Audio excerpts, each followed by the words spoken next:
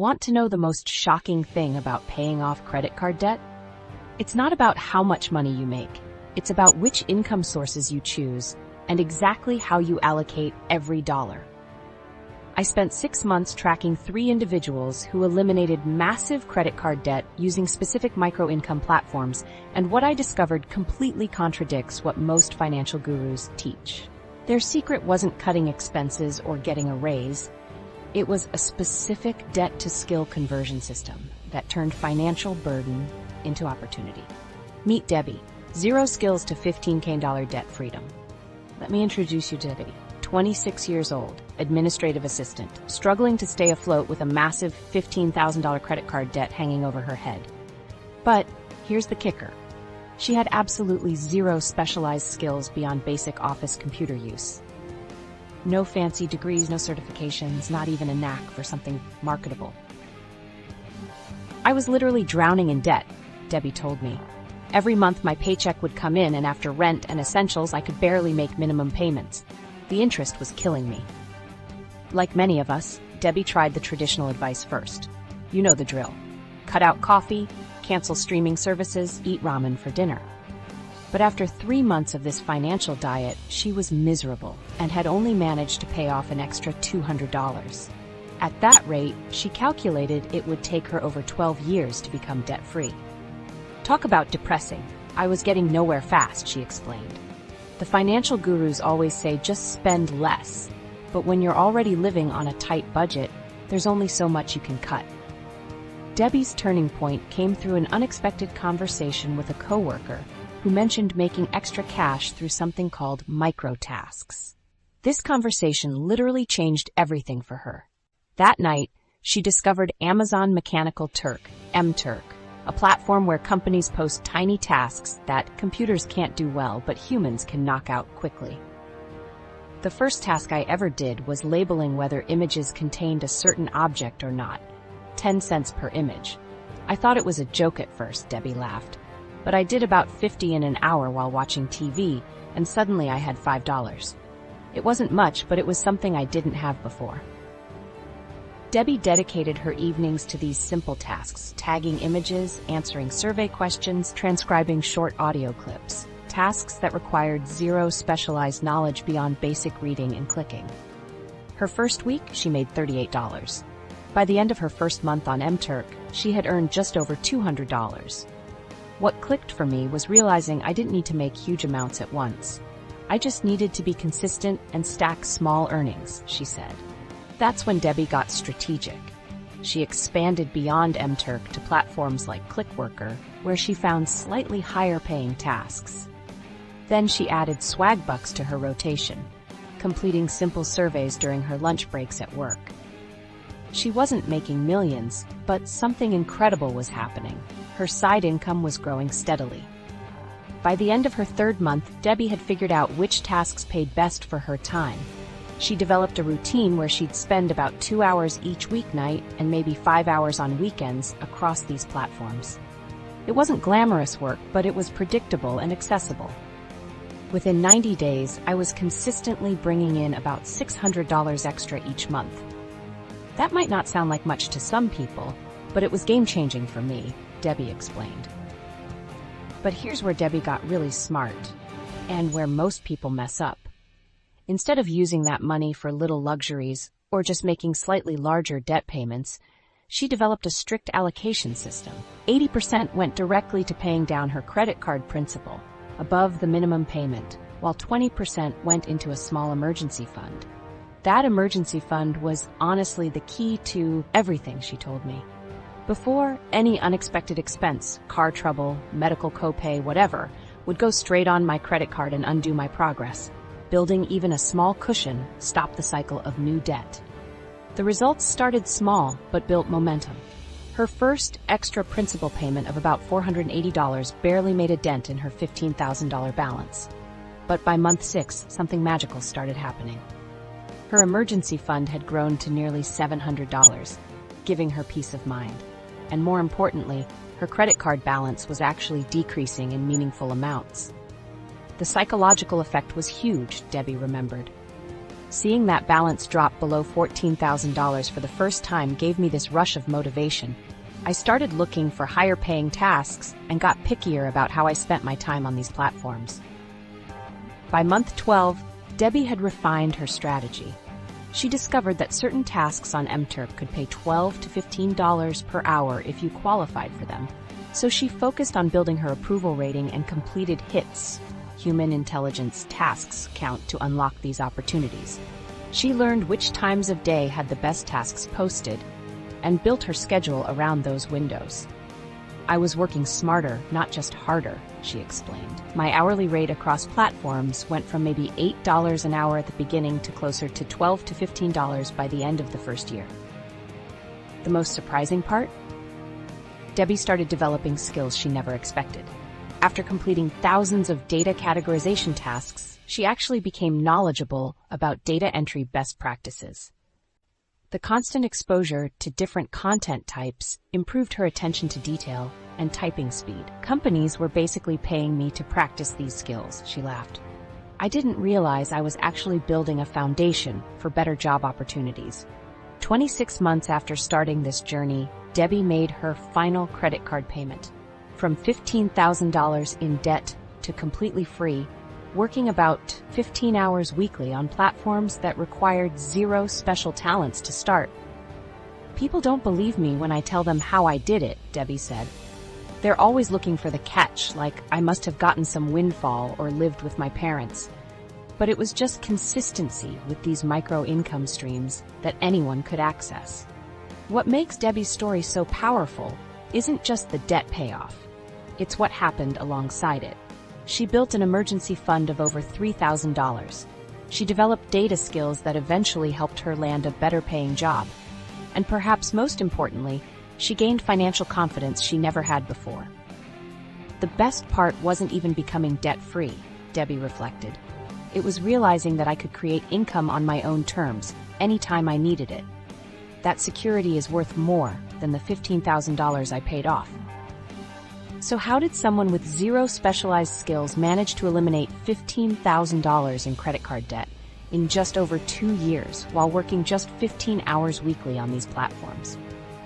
By stacking multiple zero-barrier entry income streams, maintaining strict payment discipline, and gradually increasing her earning potential as she went.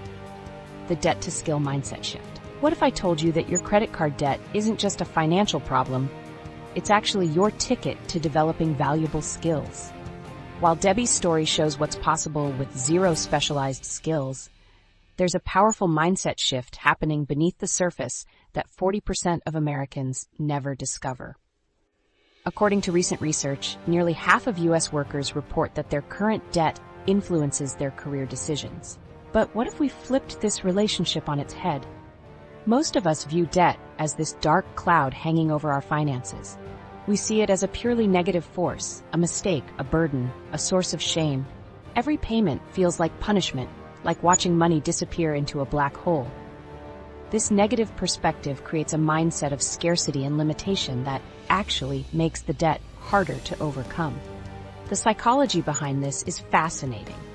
When we approach debt with fear and negativity, we actually trigger our brain's stress response. This puts us in survival mode, making us more likely to make impulsive financial decisions and less likely to think creatively about solutions. It's like trying to solve a complex puzzle while someone's constantly yelling in your ear, not exactly setting yourself up for success. But here's where things get interesting. According to the Psychology of Debt report, people who take a proactive approach to managing their debt, like developing new skills while making payments, experience significantly better financial outcomes. They're not just paying off debt faster, they're building confidence and financial literacy along the way. So what's the alternative to viewing debt as a burden?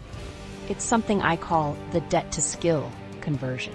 Instead of seeing each dollar you owe as money down the drain, you reframe it as an investment in skill acquisition. That $45,000 in credit card debt, it's not just a financial hole, it's potentially the catalyst for developing abilities that could double your income. Think about it this way. Your debt didn't appear in a vacuum. It came from somewhere. Maybe you financed your education, started a business that didn't quite take off, or covered expenses during a tough period. Even consumer debt from everyday purchases represents choices you made. What if you could extract value from those past decisions by transforming your approach to paying them off? This isn't just positive thinking, it's a strategic mindset shift that creates tangible results. When you view debt repayment as an opportunity rather than punishment, you create positive momentum. You're not just getting rid of a negative, you're actively building something valuable. Let me show you how this worked in practice. When Debbie started using platforms like MTurk, she wasn't just earning extra money, she was developing data organization skills and learning the basics of task management. These weren't just random side effects, they became valuable credentials that eventually helped her land a better paying position. The connection between skill development and income potential is incredibly strong. The research shows that individuals who engage in side hustles while paying off debt often report significant increases in their earnings as they acquire new abilities. This creates what financial experts call a double win scenario. You're eliminating debt while simultaneously building marketable skills. Take Tana Williams, who along with her husband paid off $26,609 of debt in just 18 months. They didn't just focus on budgeting. They strategically developed new skills through side hustles. What started as a necessary money-making activity evolved into valuable expertise that continued paying dividends long after their debt was gone. Financial journalist Janet Alvarez puts it perfectly. There's always something to be done. There are always ways to improve your situation, and no bad situation lasts forever. This perspective transforms the debt repayment journey from a depressing slog into an opportunity for growth. The psychological benefits here are huge. When you adopt this mindset, studies show you experience reduced anxiety and improved decision-making abilities. You start seeing debt as a temporary hurdle rather than a permanent barrier.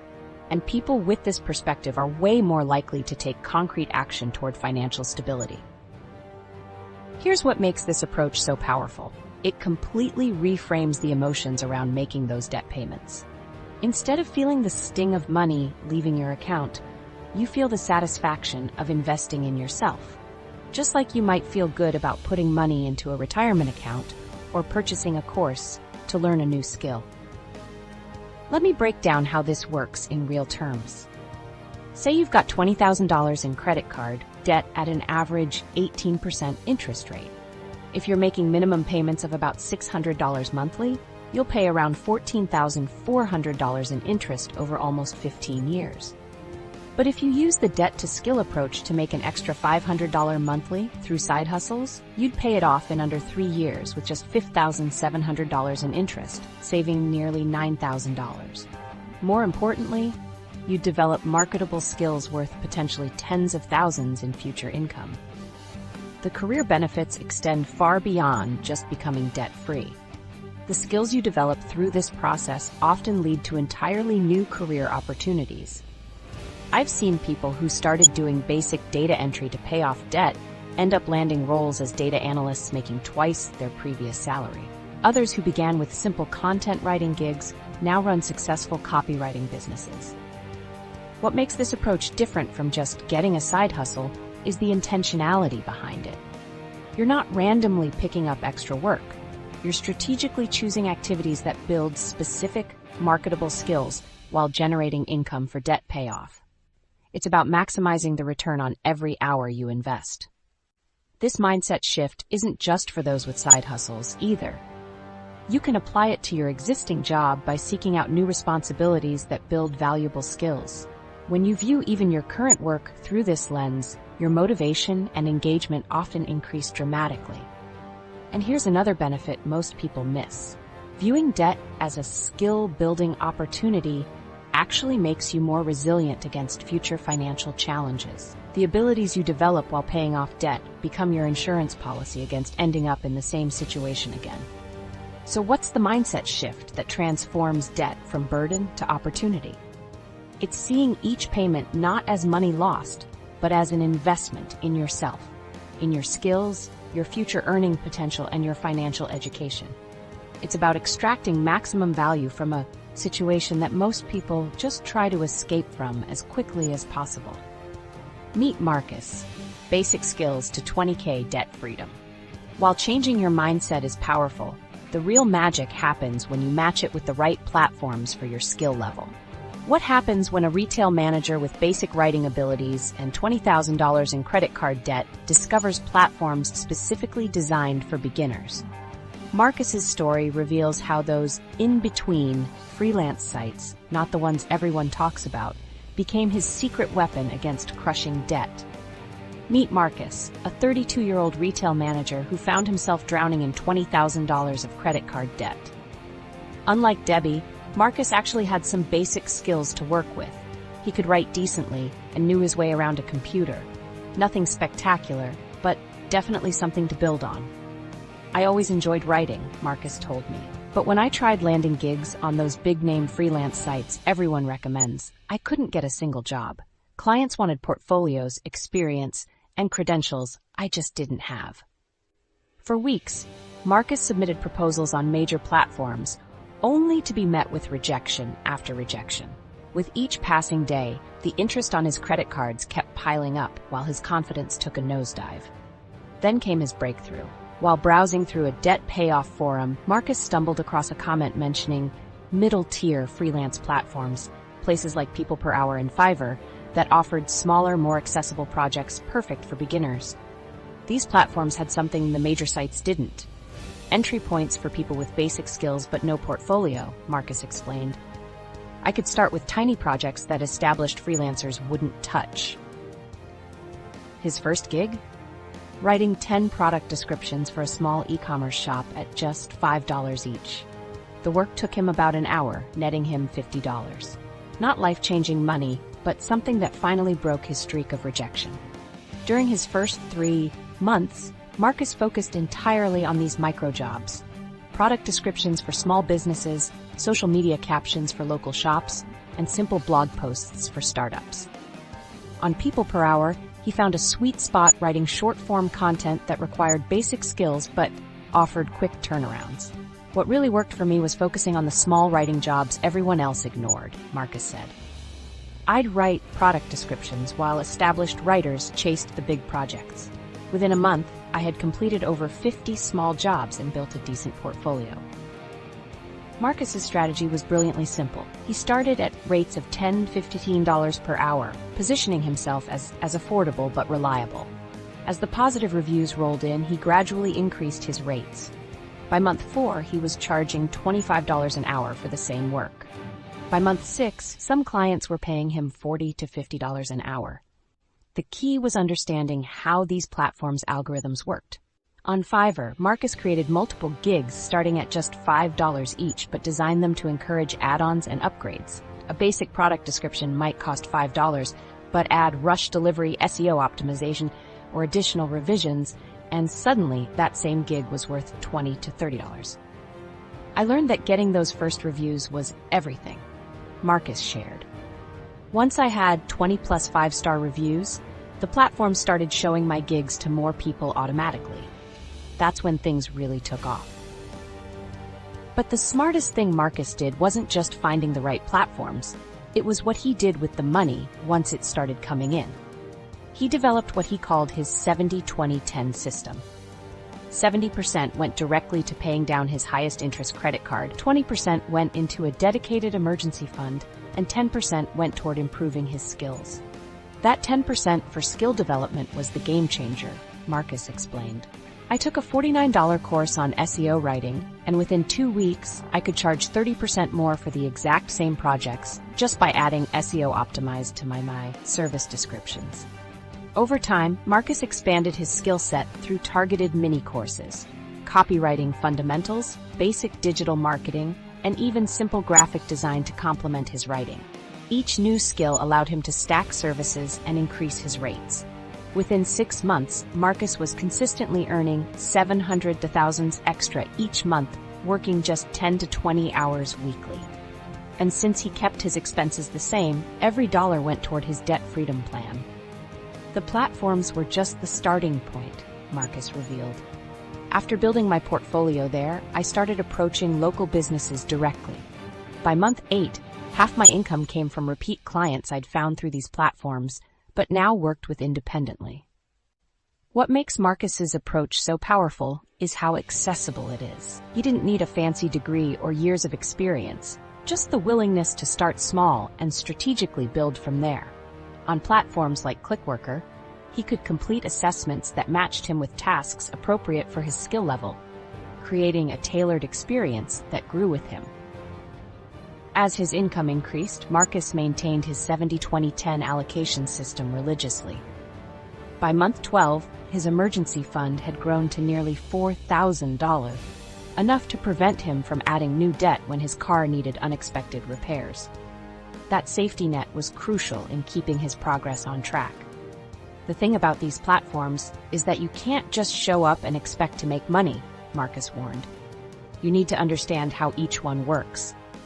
For instance, on Fiverr, I learned that response time affects your ranking, so I downloaded their app and made sure to answer inquiries within minutes, not hours.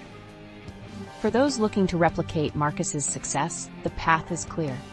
Start with accessible platforms that match your current skill level, focus on quick wins to build your portfolio and confidence, reinvest in your skills, and then gradually increase your rates as your reviews and expertise grow.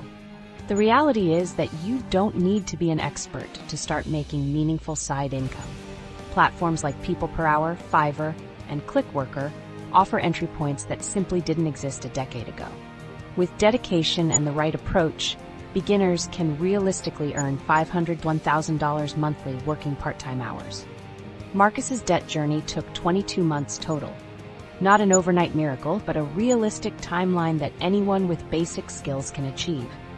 More importantly, by the time he made his final credit card payment, he had developed a skill set that increased the skill assessment framework. That promotion Marcus landed wasn't just luck. It happened because he finally recognized abilities he already possessed. What's crazy is that 84% of people undervalue their existing skills when seeking side income, focusing only on formal qualifications instead of the valuable abilities they've developed through everyday life experiences. The game changer? A simple 3-part skill assessment that reveals your hidden income potential. You might be thinking, I don't have any valuable skills worth money. But here's the truth. You absolutely do. Most of us walk around with an invisible backpack full of abilities we've collected through our jobs, personal lives, and even our struggles. The problem? We're terrible at recognizing their true value. Traditional skill assessments are actually part of the problem. They focus almost exclusively on work experience and formal education, the stuff that goes on paper resumes. But this narrow view completely misses the massive range of transferable skills you've developed throughout your entire life. The abilities that truly set you apart might have nothing to do with your job title. That's why I created a 3-category skill assessment framework that has helped thousands identify their hidden income potential. Let's break it down. First up, technical skills. These are the concrete, practical abilities you've developed, the software you use daily, processes you've mastered, and tools you're comfortable with. But here's where most people mess up. They only count the technical skills they use at work. Take a minute and think about all the platforms and tools you use in your personal life too. Maybe you're the person who configures all the smart home devices for your family. Perhaps you're skilled at organizing digital photos or creating spreadsheets to track your fantasy football league. These seemingly everyday abilities can translate directly into paid opportunities on platforms like Upwork or Fiverr. One of my viewers, Carlos, thought his only technical skills were basic Excel functions he used at his warehouse job. But when he did this assessment, he realized he was actually quite skilled at configuring CRM software from managing his brother's small business on weekends. That single skill now earns him $45 an hour, helping small businesses set up their customer management systems. The second category is soft skills, those interpersonal and organizational abilities that make everything run smoothly. Communication styles, organizational methods, problem-solving approaches, conflict resolution, and leadership qualities all fall here. These skills are increasingly valuable in today's remote work environment where clear communication is everything. The trick to identifying your soft skills is to think about what others compliment you on or ask for your help with. Are you the friend who mediates arguments? The colleague who can explain complicated concepts simply? The person who naturally organizes group activities? Each of these abilities has significant market value. Melissa, another viewer, always downplayed her ability to just explain things well. But after our assessment, she realized this translated to exceptional instructional writing skills. She now earns over $800 monthly writing how-to guides and instruction manuals for tech companies, all while paying down her student loans. But the third category is where the real hidden gems usually lie: life experience skills. These are the abilities you've developed outside formal education or work, through parenting, hobbies, personal challenges, and life situations. This category is almost completely overlooked in traditional skill assessments, yet often contains your most unique and valuable abilities. Did you help care for an elderly parent? You've likely developed patience, medical terminology knowledge, and healthcare navigation skills that healthcare companies would pay for. Are you an avid hiker who plans group trips? You've got event planning, safety management, and logistics coordination skills that many businesses need. The real magic happens when you start mapping these skills to specific income opportunities. For example, if your skill assessment reveals strong organizational abilities from managing a household of 5, platforms like TaskRabbit or virtual assistant positions would be perfect matches. If you have technical knowledge from a gaming hobby, tech support or tutorial creation might be your best path. Let me walk you through what this looks like in practice. Grab a piece of paper and create 3 columns labeled technical, soft, and life experience. Under each category, list at least 5 skills you possess, including both work and non-work abilities. Be generous with yourself. This isn't the time for modesty. Next, for each skill, ask yourself these questions. 1. What problems does this skill help solve for others? 2. Who would find this skill valuable? 3. What platforms or marketplaces exist where this skill is in demand? This mapping exercise often reveals surprising opportunities. One of my viewers discovered that her skill managing her family's complex dietary restrictions translated perfectly to meal planning services for busy families with food allergies. She now makes $30 per customized meal plan. The most powerful part? This framework completely flips the traditional approach to side hustles. Instead of looking at what jobs are available and trying to force-fit yourself, you're identifying your existing strengths and finding the perfect opportunities to match. Research confirms that people frequently undervalue their existing abilities and experiences when seeking income opportunities. The skills inventory approach provides a systematic approach to identifying and documenting the skills, knowledge, and abilities that might otherwise go unnoticed. This is especially powerful considering that many people inaccurately assess their own abilities, often underestimating their transferable skills gained from life experiences. I've also found that this framework helps people recognize the value of what educators call transferable skills. Abilities developed in one context that can be successfully applied in completely different situations. This is crucial because employers increasingly seek candidates who not only possess technical skills, but also exhibit transferable skills critical to job performance.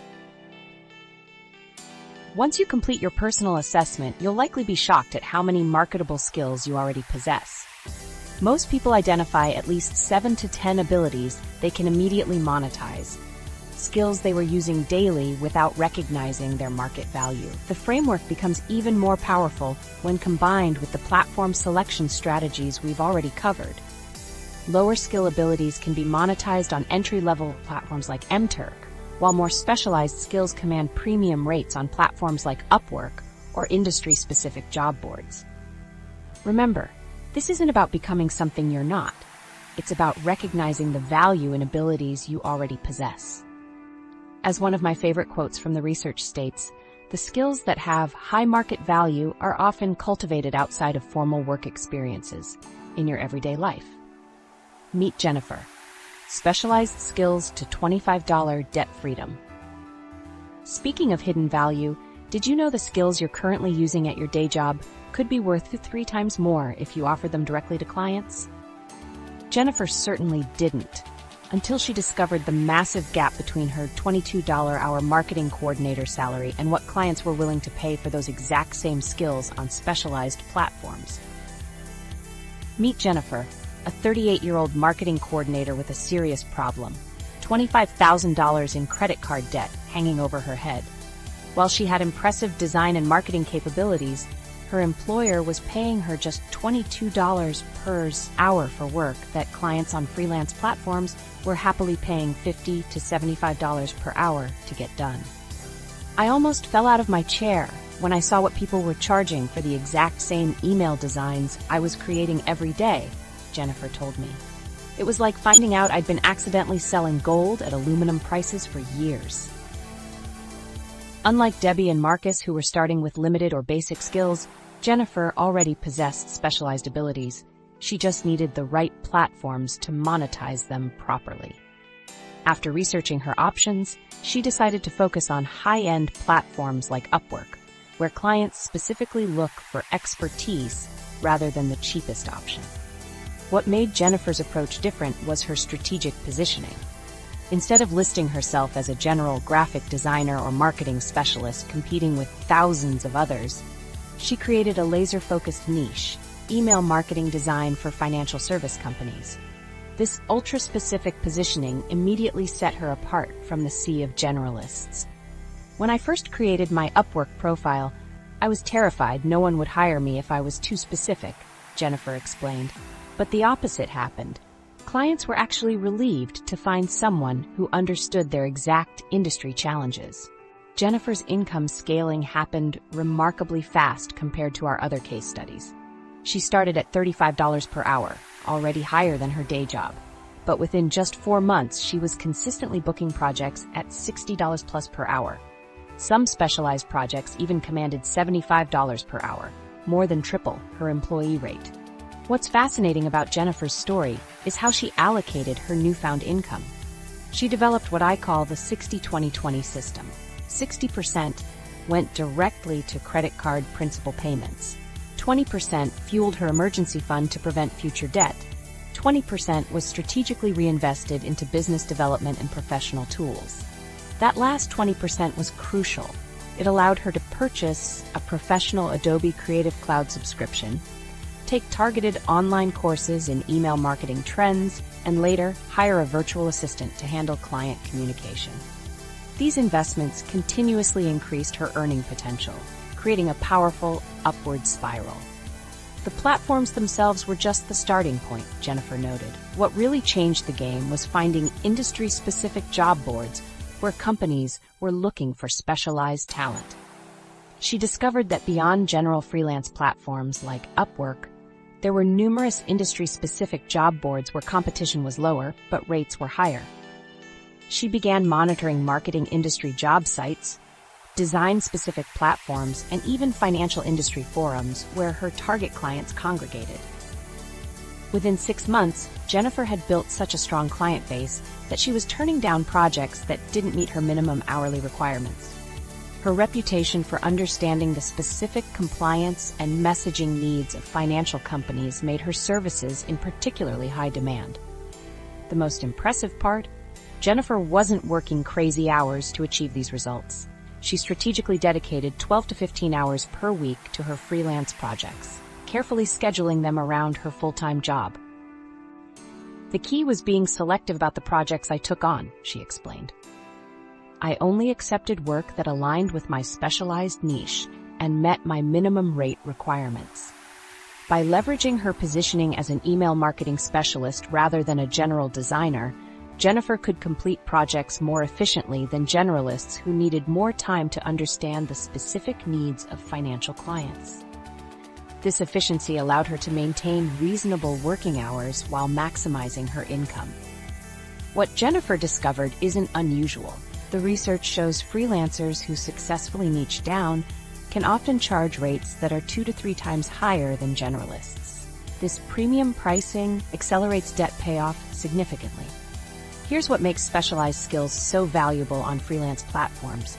clients are willing to pay more for expertise that directly addresses their specific pain points. A financial company doesn't just want a pretty email.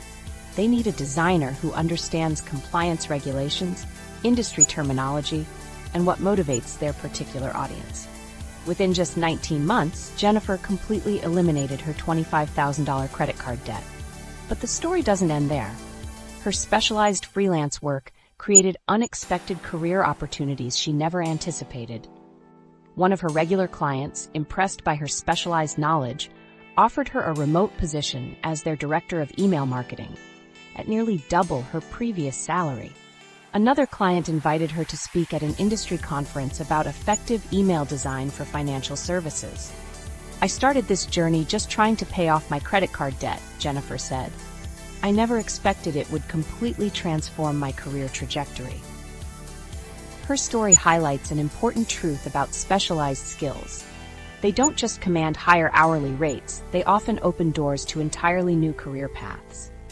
The very process of positioning herself as an expert in a specific niche elevated her professional standing far beyond what would have been possible in her original role. So where should you look if you have specialized skills like Jennifer? The research points to several platforms that are particularly valuable for expertise-based freelancing. Upwork's specialized categories offer significantly higher rates than their general marketplace. While many think of Upwork as overly competitive, its specialized sections like UX/UI design, copywriting, and digital marketing command premium rates with less competition. Industry-specific job boards often fly under the radar, but connect specialized freelancers directly with companies willing to pay for expertise. These platforms typically have fewer applicants, but higher quality projects. The concept of positioning yourself in a specific niche isn't just about making more money, it's about making the most efficient use of your time. By focusing on projects where you already have expertise, you can complete work faster while delivering more value, creating a win-win for both you and your clients. The debt elimination system. Now that we've explored how positioning your skills can dramatically increase your earning potential, let's talk about the money management system that turns those extra dollars into a debt-destroying machine. While making more money is impressive, what you do with that cash is where 80% of people get it completely wrong. Would you believe that most side hustlers who earn enough to clear their debt still end up in the same financial hole a year later? That's because they're missing the structured allocation system that forces every dollar to work harder than they do. Here's the problem I see all the time. Someone starts making an extra $500 or $1,000 a month from their side hustle, gets excited, and begins throwing random amounts at their debt whenever they feel like it. One month they might put $700 toward debt, then next month only $200 because they decided to treat themselves. Without a consistent system, that hard-earned cash ends up scattered and ineffective. This inconsistent approach is why so many people stay trapped in debt despite making good money on the side. They're working harder, but not getting ahead because they don't have a strategic allocation plan. It's like trying to fill a bucket with water when there are holes in the bottom. No matter how much you pour in, you'll never see the progress you want. What separates our success stories from thousands of others isn't just how much they earned, it's their systematic approach to distributing every dollar that came in. Let me break down the allocation system they all used with slight variations. First and most crucial, our successful debt eliminators all immediately set aside 15 to 20% of their side income for an emergency fund. This might seem counterintuitive when you're drowning in debt, but this emergency buffer is your first line of defense against new debt. Think about it. What happens when your car breaks down or you face an unexpected medical bill? Without an emergency fund, you're right back to swiping that credit card, undoing all your hard work. This emergency allocation isn't optional. It's the foundation of the entire system. By building this safety net first, you're breaking the cycle that got you into debt in the first place.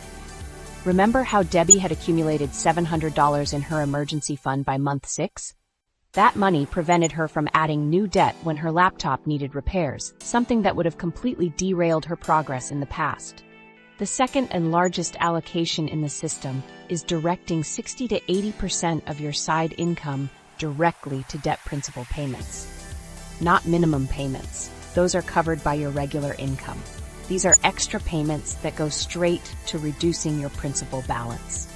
This is where the magic happens because every dollar you apply to principal creates a compounding effect, reducing both your balance and the interest that accumulates on that balance. Notice how the percentages vary slightly? Marcus used a 70% allocation for debt, while Jennifer preferred 60%. The exact percentage depends on your personal situation, but the key is consistency. Whatever percentage you choose, stick with it religiously every time you get paid from your side hustle. The third element of the system is what I call the acceleration fund, allocating 10 to 20% of your side income towards skill development and tools that increase your earning potential. This investment creates a positive feedback loop. As your skills improve, your earning power increases, giving you more money to put toward debt. It's like a financial turbocharger. Remember how Marcus spent $49 on that SEO writing course? That small investment allowed him to immediately increase his rates by 30%, creating hundreds in additional income every month thereafter. Jennifer's 20% business development allocation let her purchase premium design software that opened doors to higher-paying clients. These aren't frivolous expenses. They're calculated investments that multiply your debt-paying power. Now, here's where this system gets really powerful: the psychological benefits. When you have a structured system like this, you experience less anxiety and more confidence about your financial situation. You can literally see your progress as your emergency fund grows and your debt shrinks in a predictable pattern. This visibility gives you a sense of control that keeps you motivated month after month. Many financial experts recommend using specific debt repayment strategies within this system. The Snowball method focuses on paying off your smallest debts first, giving you quick wins that build momentum. Each debt you eliminate frees up more cash flow for tackling the next one. This approach provides psychological motivation that helps you stay committed to your debt elimination goals. Alternatively, the avalanche method prioritizes paying off debts with the highest interest rates first. This minimizes the total interest you'll pay and accelerates your overall debt repayment timeline. While you might not see as many quick wins, mathematically, this approach saves you the most money in the long run. The beauty of our three-part allocation system is that it works with either debt repayment strategy. Whether you choose Snowball or Avalanche, the key is maintaining those consistent percentage allocations with every side income payment you receive. What makes this system so effective is that it's not just about the numbers. It's about creating new financial habits that stick. By automatically distributing your side income according to set percentages, you remove emotion and impulsivity from your financial decisions. Your money has a plan before it even hits your account. Let me emphasize something important. This system needs to be detailed and specific. We're not just talking about rough estimates. You need a budget that clearly allocates precise percentages toward debt repayment, your emergency fund, and skill development. This level of detail is crucial for effective debt management and achieving your financial freedom goals. I can't stress enough how dramatically different the results are between people who use a structured system versus those who don't. Two side hustlers can make identical amounts of money, but the one with an allocation system will become debt-free years sooner. It's not just about how much you make. It's about having a systematic approach to where each dollar goes. Think of your debt elimination journey like building a house. Your emergency fund is the foundation, preventing new problems. Your debt payments are the walls and roof, creating visible progress. Your skill investments are the utilities and systems that make everything work better over time. Without any one of these components, the whole structure becomes unstable. The power of this three-part framework is that it creates a positive feedback loop. As your emergency fund grows, your financial stress decreases, allowing you to focus better on your side hustle. As you make consistent debt payments, your balance and interest shrink, accelerating your progress. As you invest in skills, your income potential increases, giving you more ammunition against the time investment reality. That virtuous cycle we just covered is a game changer. But let's tackle what's probably your biggest concern right now: time. I get it. When most people hear side hustle, they immediately picture themselves hunched over a laptop at 2 a.m., surviving on energy drinks while their social life crumbles around them. But here's the reality check you need. Our most successful debt eliminators weren't working around the clock like you might expect. In fact, the data tells a completely different story about what it actually takes to crush your debt through side income. Rachel Seymour's story seems to confirm our worst fears at first glance. She worked 7 days a week as both a server and freelance marketer to demolish her $10,000 credit card debt in under a year. Sounds exhausting, right? But here's what most financial gurus won't tell you. Rachel's schedule was the exception, not the rule. When we analyzed the time patterns across all our successful case studies, we discovered something surprising. Yes, there is an initial ramp-up period where you'll invest more hours, typically 15 to 20 hours weekly, for the first few months. This is your foundation-building phase where you're creating profiles, learning platforms, and establishing your initial reviews and reputation. But here's where it gets interesting. After this initial phase, most people settled into a much more manageable 10 to 15 hours per week. That's just 2 to 3 hours on weeknights, and maybe a slightly longer session on weekends. We're talking about the time most people spend mindlessly scrolling through social media or binging Netflix shows they won't even remember a month later. But when exactly am I supposed to find even those 10 to 15 hours? I hear you asking. Let's look at how our debt eliminators actually scheduled these hours around their full-time jobs. Take Erin Couch, who dedicated 8 to 10 hours on weekends to Instacart deliveries while keeping her regular 9 to 5. She turned what would have been lazy Sunday afternoons into debt-destroying income sessions. Others in our case studies took a different approach, breaking their side hustle time into smaller chunks throughout the week. 2 hours before work, an hour during lunch, and maybe another hour or two after dinner. Suddenly you've accumulated 15 to 20 hours without dramatically changing your lifestyle. What makes this approach sustainable is something the data clearly shows. Your time-to-income ratio actually improves with experience. As you become more familiar with your side hustle, you complete tasks more efficiently and start recognizing which gigs offer the best return on your time. This is exactly what happened with our 3 debt-crushing heroes. In those initial months, they were making less per hour because they were still climbing the learning curve. Debbie started earning around $8 hourly on basic microtask platforms. But fast forward a few months, and that rate climbed significantly as she got faster and more strategic about which tasks to accept. Think about it like this. Your first time assembling IKEA furniture probably took twice as long as your 5th time. Side hustles follow the same pattern.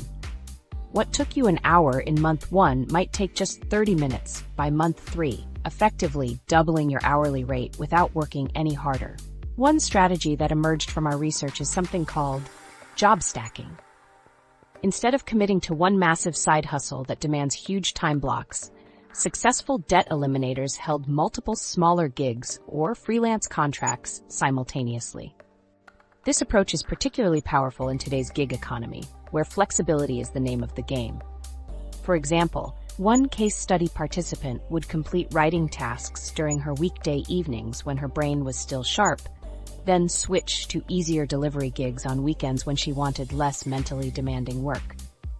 This variety not only prevented burnout, but also created multiple income streams that contributed to her debt payoff goals. Let's talk about another crucial factor that keeps the time investment manageable: digital tools and automation. Our successful debt eliminators weren't just working harder, they were working smarter. They used scheduling apps to batch similar tasks together, template systems to avoid recreating the wheel, and automation tools to handle repetitive processes. One freelance designer in our study created a system where client onboarding, invoicing, and follow-ups were almost completely automated. This saved her nearly 5 hours weekly that she could instead dedicate to actual billable work. The result? Higher income without increasing her overall time commitment. Now, I want to address something important: the sustainability factor. Many debt payoff programs fail because they demand unsustainable time commitments that inevitably lead to burnout. You might be able to work 30 extra hours a week for a month, but that pace will crush your spirit and probably your health if you try to maintain it for the 18+ months typically needed to eliminate significant debt. That's why our 10 to 15 hour weekly sweet spot matters so much. It's challenging enough to create meaningful financial progress, but reasonable enough to maintain over the long haul. Remember, this is a marathon, not a sprint. Consistency beats intensity when it comes to debt elimination. What about the psychological benefits? Our case studies reported something fascinating. Because they knew their side hustle time was specifically dedicated to destroying their debt, those hours felt purposeful rather than draining. There's something incredibly motivating about watching your debt shrink each month as a direct result of your extra effort. But what if you're thinking, I barely have time to breathe with my current schedule, let alone find 10 to 15 extra hours? This is where the initial investment becomes crucial. By dedicating even 5 hours weekly at the start, you can begin building systems and skills that eventually yield higher hourly rates, allowing you to earn more in less time. I should also mention that the time investment doesn't stay constant throughout your debt journey. As your skills improve and your rates increase, many of our case studies actually reduced their weekly hours while maintaining or even increasing their income. By the final months of their debt payoff, some were working just 8 to 10 hours weekly, while making more than they did at 15 to 20 hours when they started. The learning curve isn't just about getting faster, it's about becoming more valuable. As you gain experience, you naturally move from lower-paying gigs to higher-paying opportunities. This progression allows you to maintain or increase your debt payments while reclaiming some of your time. Here's another time-saving strategy our successful debt eliminators used. They focused on platforms and gigs that matched their existing schedule patterns. Night owls gravitated toward platforms with evening opportunities, while early birds found morning gigs that left their evenings free for family time. This alignment with natural energy patterns made their side hustle time feel less intrusive on their lifestyles. Skill stacking. Multiply your earning power. Finding the right schedule fit is just the first step, but there's something far more powerful that our debt slayers discovered. What if I told you that the most successful people in our study weren't necessarily the most talented in any single area? Instead, they uncovered something called skill stacking that literally doubled or tripled their hourly rates without working more hours. Let me explain what skill stacking actually is. Rather than becoming exceptional at just one thing, skill stacking means combining multiple complementary skills to create a unique value package that commands higher rates. David Epstein, author of Range: Why Generalists Triumph in a Specialized World, found that generalists who combine various skills often outperform specialists, especially in creative fields. Here's where it gets interesting. Most people focus on becoming experts in a single area, putting all their eggs in one basket. They might spend years trying to become the absolute best writer or designer. But our debt eliminators discovered something different. Being pretty good at two complementary skills often made them more valuable than someone who was exceptional at just one. Think about it this way. The job market is packed with people who have a single specialized skill.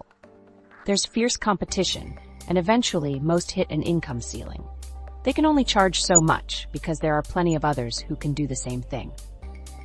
But when you combine skills in unique ways, you suddenly stand out from the crowd and can charge premium rates for your unique combination. Let's see how our 3 debt crushers used skill stacking to supercharge their income. Remember Debbie?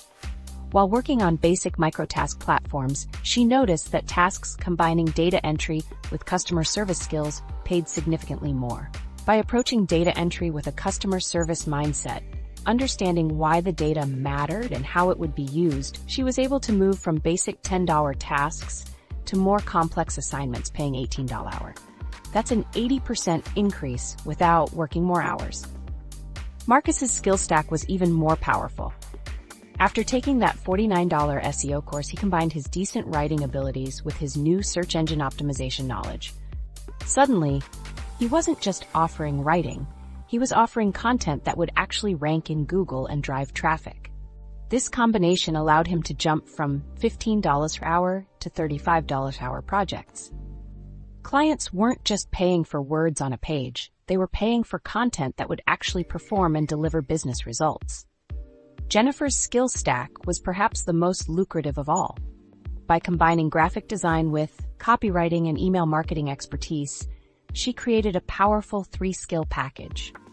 While many designers could create beautiful emails and plenty of copywriters could write compelling content, very few could do both, while also understanding the technical aspects of email marketing platforms. This triple skill combination allowed her to command $75 hourly rates because she wasn't just delivering pieces of a project, she was delivering complete, ready-to-deploy email campaigns that would actually convert.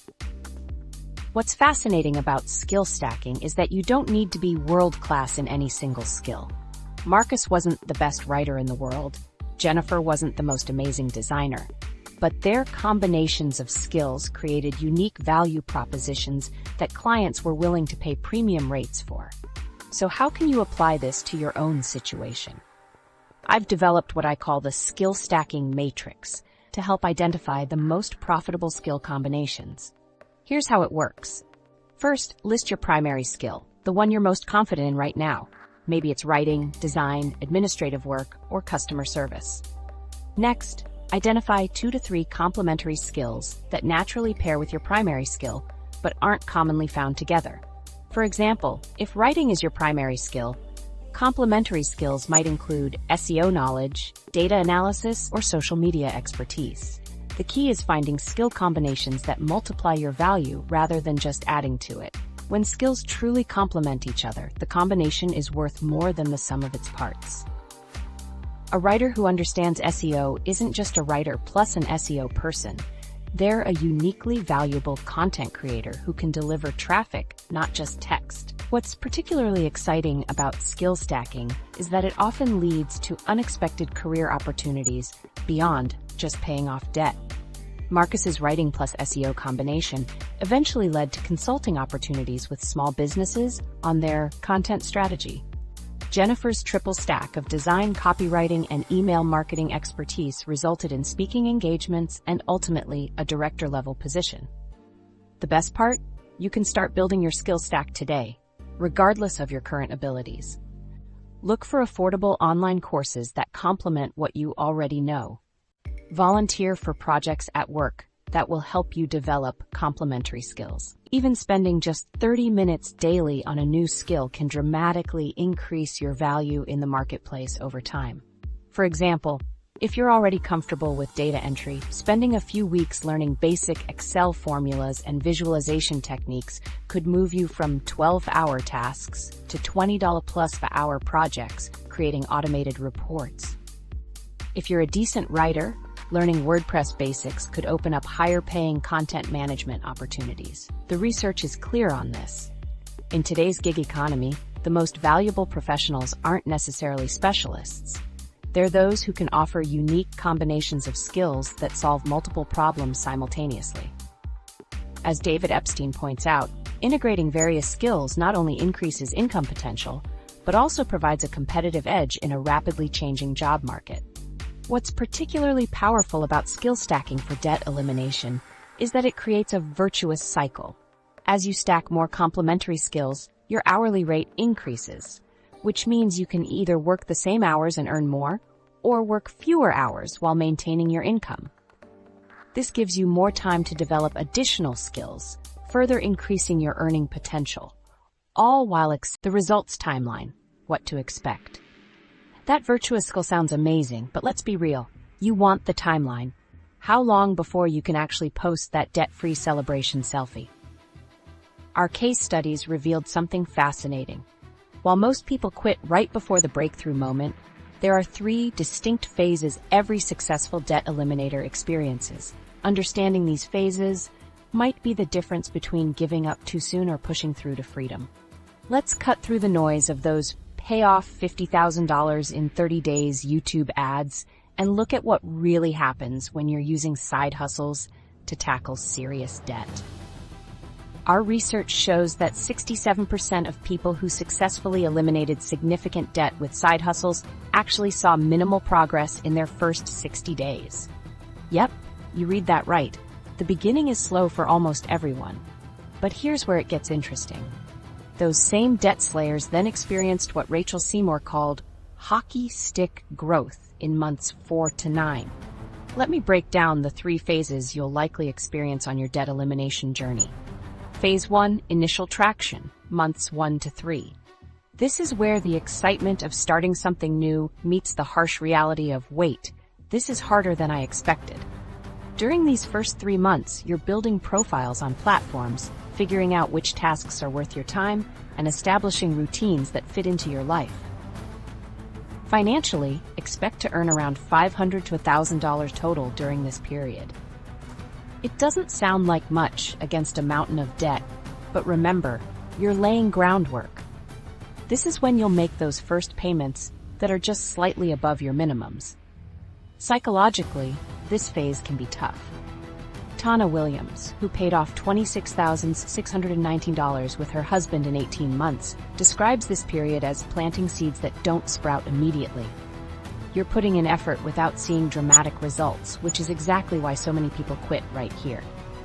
The key milestone in this phase isn't actually financial. It's establishing consistency. By month 3, you should have a reliable system in place for completing side work several times weekly. Phase 2, acceleration, months 4 to 9. This is where the magic starts happening. Remember those seeds you planted in phase 1? They're starting to grow now. Your profiles have positive reviews, clients are starting to request you specifically, and you're getting noticeably faster at completing tasks. During this period, many of our case studies reported doubling their hourly rates. Not because they were working twice as hard, but because they became more efficient and qualified for higher paying opportunities. This is when that debt snowball starts rolling downhill with real momentum.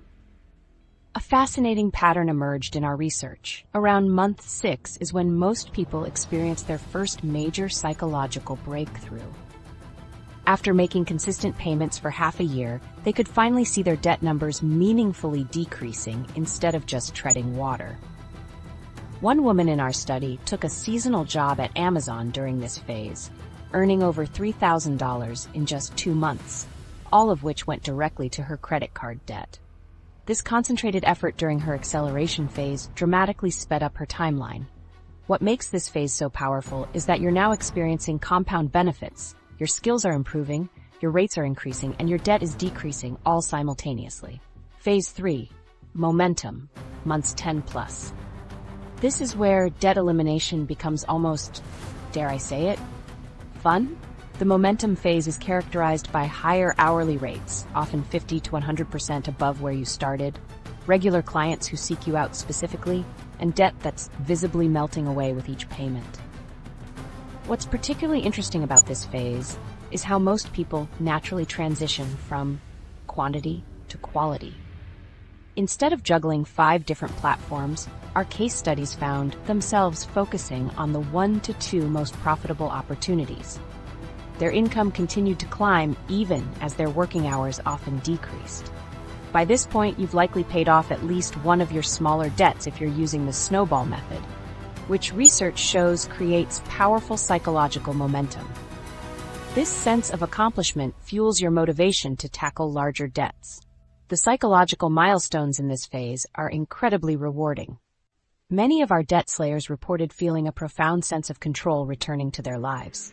As one participant put it, "For the first time, I was dictating terms to my debt instead of my debt dictating terms to me." So what's the total timeline for meaningful debt reduction? For most people, it breaks down like this: 3 to 4 months before you see meaningful financial progress, 6 to 8 months before you experience major acceleration, to 18 to 26 months for complete debt elimination, for debts in the $15,000 to $25,000 range.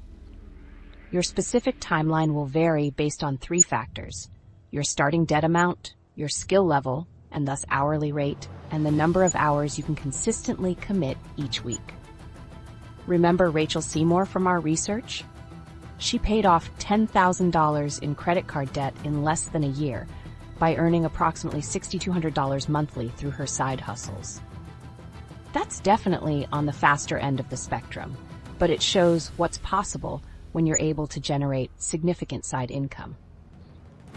What's particularly interesting is how the debt payoff journey tends to accelerate over time. Most people find that the second half of their debt disappears much faster than the first half. This isn't just because of the snowball effect.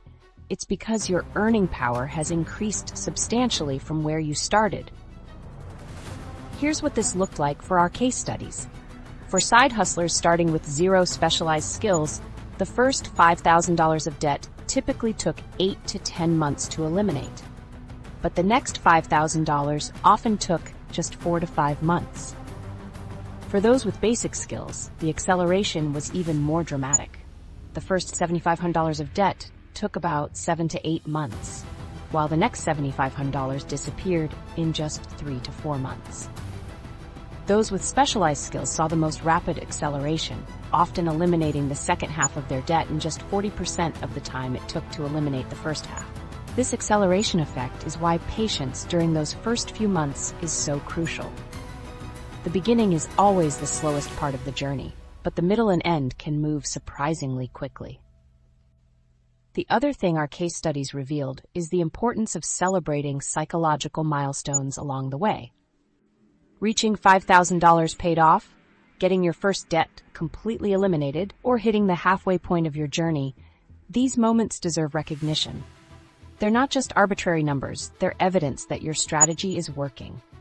Common mistakes and how to avoid them. Celebrating those psychological victories feels amazing, but here's the brutal truth. Most people never get there. The painful reality is that 68% of people who start using side hustles to eliminate debt quit within just 3 months. Imagine putting in all that initial effort only to abandon your journey before seeing the real results. This isn't about motivation or discipline. It's about avoiding specific pitfalls that silently sabotage most people's debt freedom journeys. Let's break down the 3 deadly traps waiting to derail your progress and how our successful case studies avoided them. First up is platform selection, arguably the most common mistake people make when starting their side hustle journey. Here's what happens. You're eager to start making money, so you jump onto the most popular platforms you've heard about. The problem? These general platforms are often overcrowded battlegrounds where beginners fight for scraps. Debbie initially made this exact mistake. Before finding success on targeted platforms, she wasted nearly a month on general freelancing sites where she couldn't compete with established providers. The key insight our successful debt eliminators discovered was focusing on platforms that matched their specific skills and interests rather than just chasing the biggest names. Instead of joining the masses on generic platforms, look for specialized marketplaces where your particular abilities, even basic ones, can shine. For example, if you enjoy writing product reviews, platforms like User Testing or Testing Time offer higher rates than general task sites. Or if you have basic design skills, niche platforms like 99 Designs connect you with clients looking specifically for those abilities. The second major pitfall is income allocation errors, or what I call the lifestyle inflation trap. It works like this. You start bringing in that sweet side hustle money, and suddenly, treating yourself seems totally reasonable. After all, you're working extra hours? Don't you deserve some rewards? This subtle mindset shift is exactly how people end up earning enough to eliminate their debt, but still remain stuck in the same financial position months later. The side income starts funding nicer restaurants, upgraded subscriptions, or impulsive Amazon purchases instead of destroying debt. Our case studies avoided this trap by implementing immediate allocation systems, literally moving money to specific purposes the moment it hit their accounts. They didn't give themselves time to rationalize spending it elsewhere. Remember how Debbie allocated 80% directly to debt principal and 20% to her emergency fund? This wasn't just a good idea. It was the structural foundation that made her entire debt elimination system work. The third and perhaps most dangerous trap is failing to plan for sustainability, which almost always leads to burnout. This isn't just about working too many hours, it's about creating an unsustainable schedule that ignores your need for rest and recovery. Experts recommend setting realistic work hours and taking breaks to prevent exhaustion, according to recent research on side gig failures. Yet most people starting side hustles ignore this advice, assuming they can power through with pure determination. They stack side gigs on top of full-time jobs without creating boundaries, recovery periods, or sustainable routines. Marcus's approach was different. Instead of trying to work every available hour, he deliberately limited himself to 15 hours weekly for side work. He blocked these hours in advance, protecting his sleep and maintaining one full day each week with zero side hustle work. This wasn't being lazy, it was strategic sustainability that allowed him to maintain his income stream for the 22 months needed to eliminate his debt. The sustainable approach our case studies used included creating detailed budgets, automating payments, and prioritizing self-care. Jennifer took this even further by scheduling skill development time separately from client work time, ensuring she wasn't just grinding through projects, but actually improving her abilities, and therefore her hourly rate. Let's talk about some specific solutions our debt-free case studies used to avoid these traps. For platform selection, they used a two-platform minimum approach, never relying exclusively on one income source. Debbie combined Amazon MTurk with Clickworker and Swagbucks. Marcus paired people per hour with Fiverr. Jennifer used both Upwork and industry-specific job boards. For income allocation, they all employed some version of automatic transfers, moving side hustle income to specific destinations before it could be spent elsewhere. The key insight here was treating their allocation percentages as non-negotiable, almost like taxes that simply had to be paid. For sustainability planning, they shared a common practice, scheduling regular assessment periods to evaluate their progress and adjust their approach. Rather than grinding mindlessly for months, they took time every 4 to 6 weeks to analyze what was working, what wasn't, and how they could work smarter, not just harder. Another sustainability tactic was identifying their personal burnout triggers, the specific conditions that led to exhaustion.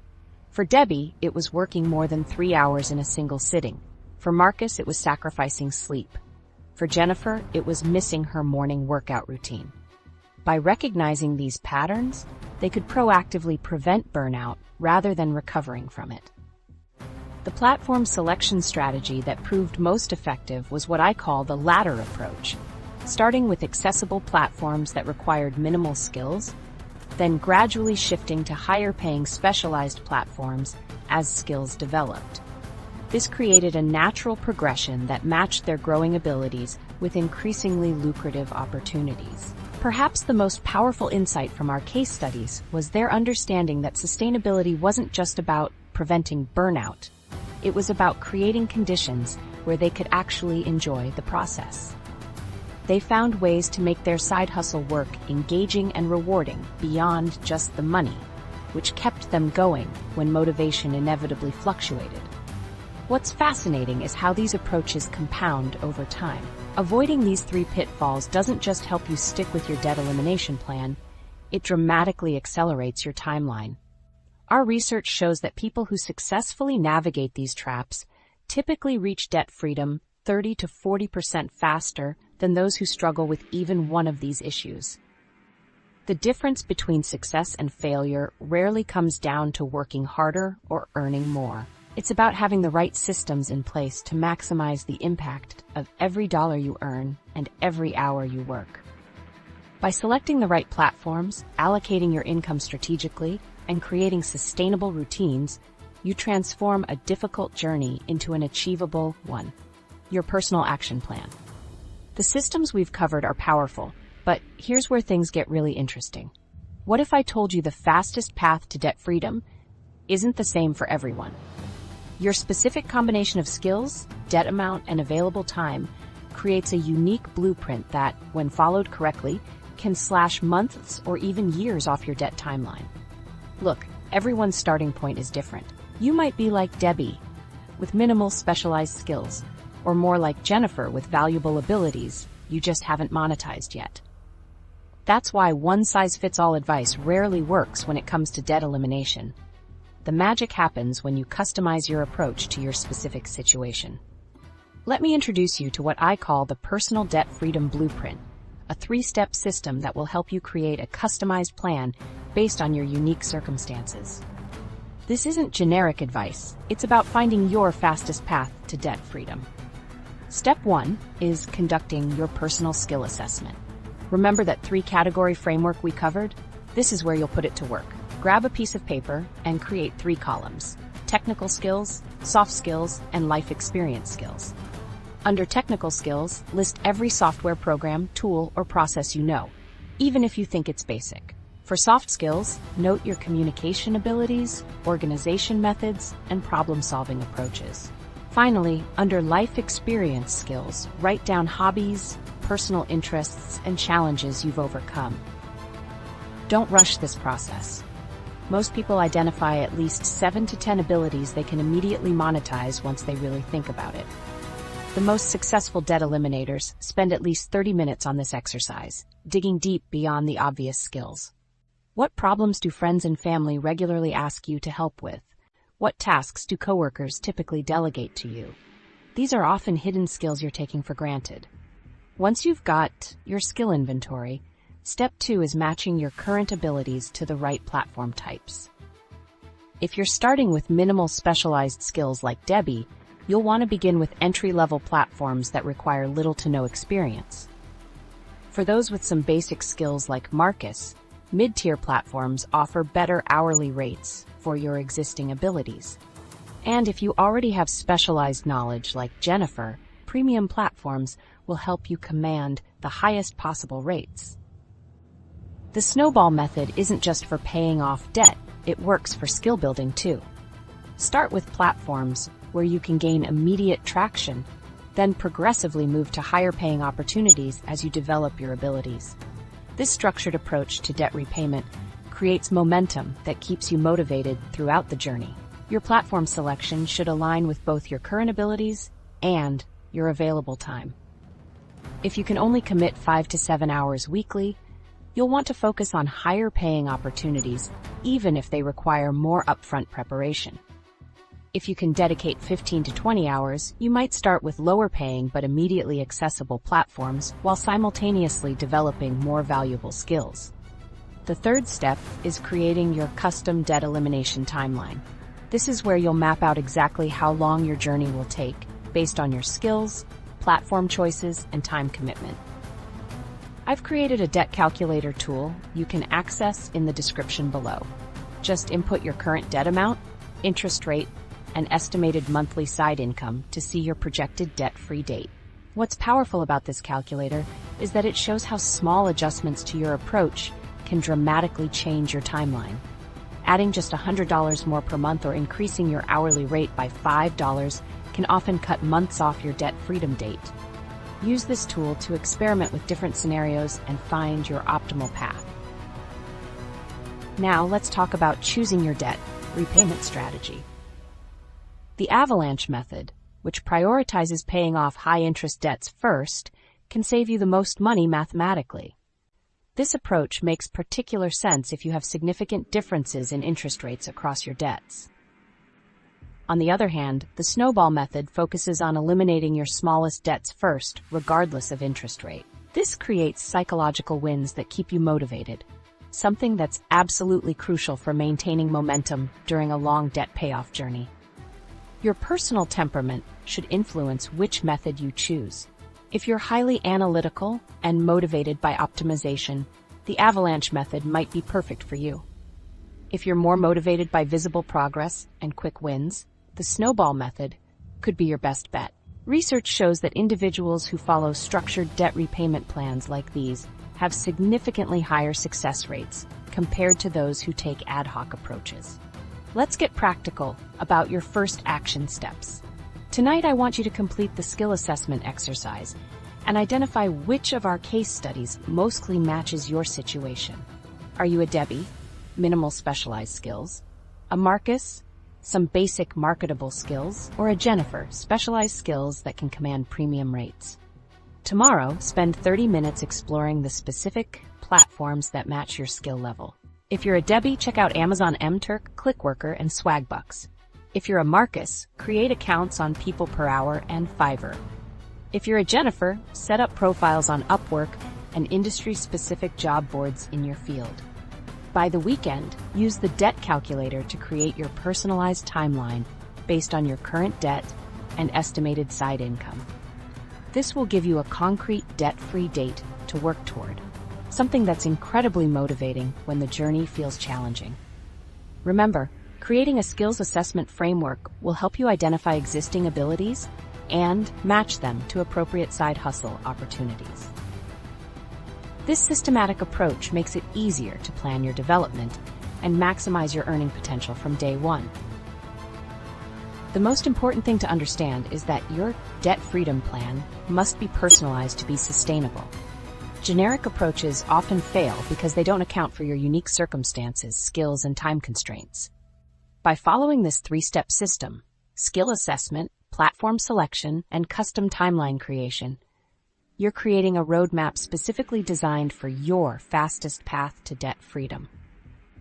So here's what you need to remember. Transforming debt into freedom isn't about grinding yourself down with endless hustle. It's about making smart choices that build your future while clearing your past, just like Tana Williams and her husband did when they eliminated over $26,000 in debt through strategic planning. Your credit card debt can be the unexpected catalyst that pushes you to develop marketable skills through platforms tailored to your current abilities. This is exactly how people like Rachel Seymour managed to eliminate $10,000 in credit card debt while simultaneously building a career path through freelance work. Tonight, take that first small step. Complete the skill assessment in the description, pick one platform that matches where you are right now, and commit just 2 hours this week to exploring it. Remember, skill stacking, combining various abilities you already have, could be your secret weapon for faster debt payoff and building a better financial future.